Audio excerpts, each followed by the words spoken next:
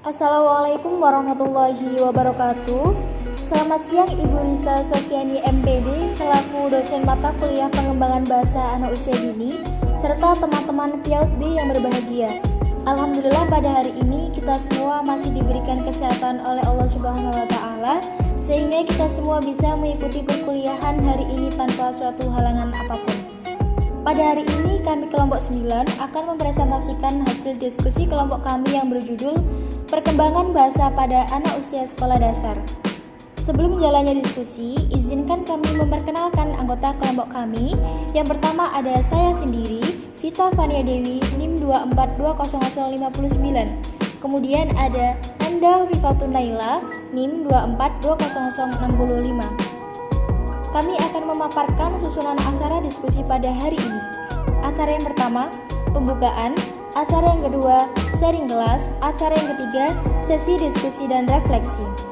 Silakan untuk teman-teman bisa ditonton videonya terlebih dahulu dan memahami materi dari kelompok kami. Selamat menyaksikan. Perkembangan bahasa berdasarkan linguistik. Kecerdasan linguistik merupakan kemampuan seseorang dalam mengolah serta menggunakan kata dengan sangat baik secara lisan maupun tulisan. Penguasaan kata yang matang, suara dan ritme yang sangat jelas dan tenang, serta intonasi yang diucapkan dengan baik merupakan bentuk dari kecerdasan linguistik. Istilah linguistik berasal dari kata lingua yang berarti bahasa dalam bahasa Latin. Linguistik dibedakan menjadi dua jenis, yakni linguistik umum dan linguistik khusus. Linguistik umum adalah ilmu bahasa secara umum yang tidak terikat pada satu bahasa saja. Sedangkan linguistik merupakan memfokuskan kajiannya pada salah satu bahasa saja. Teori linguistik terapan merupakan cabang linguistik yang memusatkan perhatian pada teori umum dan metode-metode umum dalam penelitian bahasa. Cabang linguistik bisa terbagi atas fonologi, morfologi, sintaksis, dan semantik. Ciri anak dengan kecerdasan verbal linguistik. Yang pertama ada senang mempelajari kata-kata baru dan menikmati menggunakan kata-kata tersebut secara kreatif. Yang kedua ada menikmati permainan yang berkaitan dengan huruf-huruf seperti mencocokkan, menukar huruf atau tebak-tebakan kata. Cabang-cabang ilmu linguistik. Cabang ilmu linguistik umum dapat dibagi berdasarkan objek pembahasannya. Beberapa objek yang menjadi pembahasan diantaranya fonetik dan fonologi atau bunyi bahasa, morfologi pembentukan kata, sintaksis aturan pembentukan kalimat, serta semantik atau makna bahasa. Penjelasannya yang pertama ada fonetik dan fonologi. Fonetik adalah kajian yang membahas proses ujaran. Fonetik menerangkan bagaimana bunyi-bunyi tertentu dihasilkan baik dari segi kuantitas maupun kualitasnya. Fonologi adalah bidang linguistik umum yang mempelajari fungsi bunyi untuk membedakan atau mengidentifikasi kata. Objek penelitian fonologi adalah fonem, yakni bunyi bahasa yang dapat atau berfungsi membedakan makna kata. Yang kedua ada morfologi. Morfologi adalah cabang linguistik yang menganalisis struktur, bentuk, dan pembentukan serta klasifikasi kata-kata. Objek penelitiannya adalah morfem, yakni satuan gramatikal terkecil yang mempunyai makna. Contoh morfem adalah imbuhan, misalnya me, an, me, kan, dan sebagainya. Yang ketiga ada sintaksis. Sintaksis membicarakan kata dalam hubungannya dengan kata-kata lain atau unsur-unsur lain sebagai suatu satuan ujaran. Hal-hal yang biasa dikaji dalam sintaksis meliputi struktur sintaksis, mencakup masalah fungsi, kategori, dan peran sintaksis. Satuan sintaksis berupa kata, frase, klausa, kalimat, dan wacana. Hal-hal yang berkaitan dengan sintaksis seperti modus, aspek, dan sebagainya.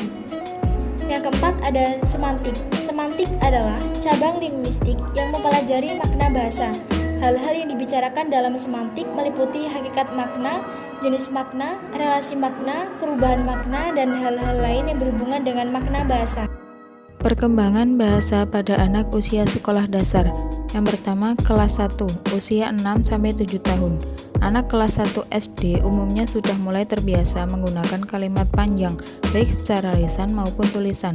Si kecil juga sudah mengenal, menggunakan, dan memahami lebih dari ribuan kata saat berkomunikasi.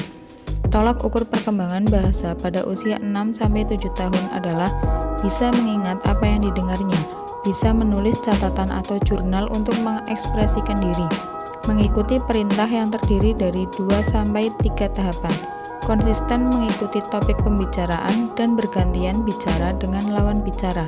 Tidak ada lagi huruf yang tertukar saat bicara atau menulis. Yang kedua, kelas 2 dan 3, usia 7-9 tahun.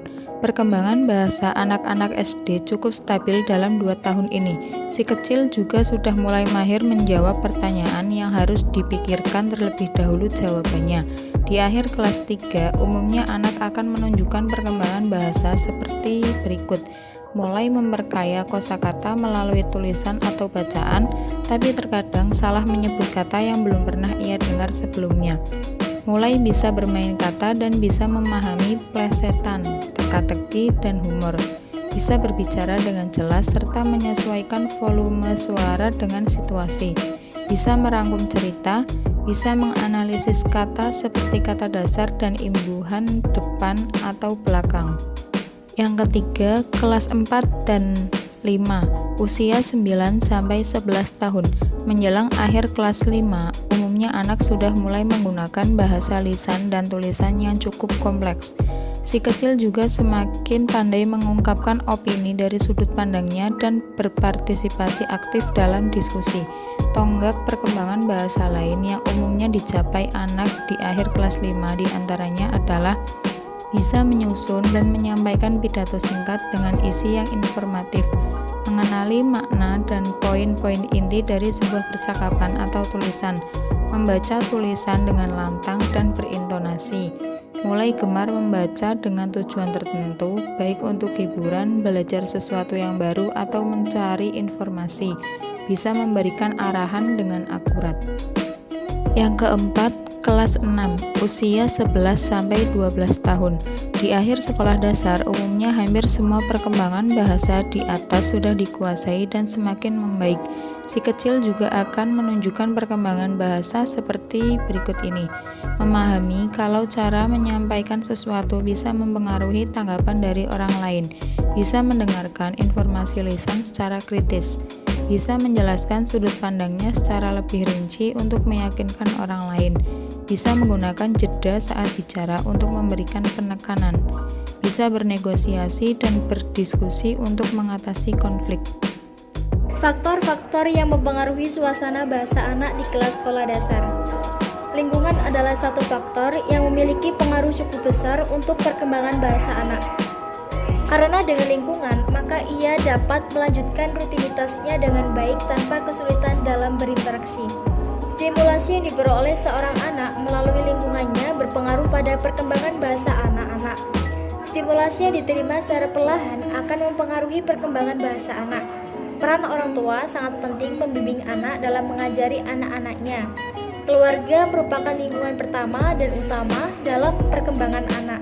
Orang tua sangat perlu memahami langkah-langkah tersebut. Perkembangan sesuai dengan usia perkembangan kognitif seorang anak akan dapat mempengaruhi perkembangannya. Hal ini berkaitan dengan keberhasilan atau keterlambatannya dalam berpikir dan berkomunikasi. Dalam area seorang anak yang dikatakan lamban dalam berbicara dapat mempengaruhi kemampuan koneksi dalam kehidupan sehari-hari secara pribadi atau lingkungan sosial, agar anak tidak kesulitan belajar bersosialisasi dan kegiatan kerja lainnya saat dewasa nanti. Faktor kunci dalam perkembangan bahasa. Faktor kunci yang mempengaruhi perkembangan bahasa meliputi: yang pertama ada kesehatan. Kesehatan merupakan faktor yang sangat mempengaruhi perkembangan bahasa anak, terutama pada usia awal kehidupannya. Apabila pada usia 2 tahun pertama anak mengalami sakit terus-menerus, maka anak tersebut cenderung akan mengalami kelambatan atau kesulitan dalam perkembangan bahasanya. Oleh karena itu, untuk memelihara perkembangan bahasa anak secara normal, orang tua perlu memperhatikan kondisi kesehatan anak. Upaya yang dapat ditempuh adalah dengan cara memberikan ASI, makanan yang bergizi, memelihara kebersihan tubuh anak, atau secara reguler memeriksakan anak ke dokter atau ke puskesmas. 2. Inteligensi. Perkembangan bahasa anak dapat dilihat dari tingkat inteligensinya. Anak yang perkembangan bahasanya cepat pada umumnya mempunyai inteligensi normal atau di atas normal. Namun begitu, tidak semua anak yang mengalami kelambatan perkembangan bahasanya pada usia awal dikategorikan sebagai anak yang bodoh. Selanjutnya mengenai anak yang mengalami kelambatan mental, yaitu bahwa sepertiga di antara mereka yang dapat berbicara secara normal dan anak yang berada pada tingkat intelektual yang paling rendah, mereka sangat kurang mampu dalam berbahasa. Yang ketiga, ada status sosial ekonomi. Beberapa studi tentang hubungan antara perkembangan bahasa dengan status sosial ekonomi keluarga yang kurang mampu mengalami kelambatan dalam perkembangan bahasanya dibandingkan dengan anak yang berasal dari keluarga yang lebih baik ekonominya. Kondisi ini terjadi mungkin disebabkan oleh perbedaan kecerdasan atau kesempatan belajar. Asumsinya, keluarga yang kurang mampu diduga kurang memperhatikan perkembangan bahasa anaknya. Selanjutnya, ada jenis kelamin. Pada tahun pertama usia anak, tidak ada perbedaan dalam vokalisasi antara pria dan wanita. Namun mulai usia 2 tahun, anak laki-laki dan anak perempuan, terutama anak perempuan, menunjukkan perkembangan yang lebih cepat daripada anak laki-laki. Yang kelima, ada hubungan keluarga. Hubungan ini dimaknai sebagai proses pengalaman berinteraksi dan berkomunikasi dengan lingkungan keluarga, terutama dengan orang tua yang mengajar, melatih, dan memberikan contoh berbahasa kepada anak. Hubungan yang sehat antara orang tua dengan anak, penuh perhatian dan kasih sayang dari orang tuanya akan memfasilitasi perkembangan bahasa pada anak. Sedangkan hubungan yang tidak sehat mengakibatkan anak akan mengalami kesulitan atau kelambatan dalam perkembangan bahasanya. Sekian pemaparan materi video dari kelompok kami, kurang lebihnya mohon maaf. Wabillahi taufiq wal hidayah. Wassalamualaikum warahmatullahi wabarakatuh.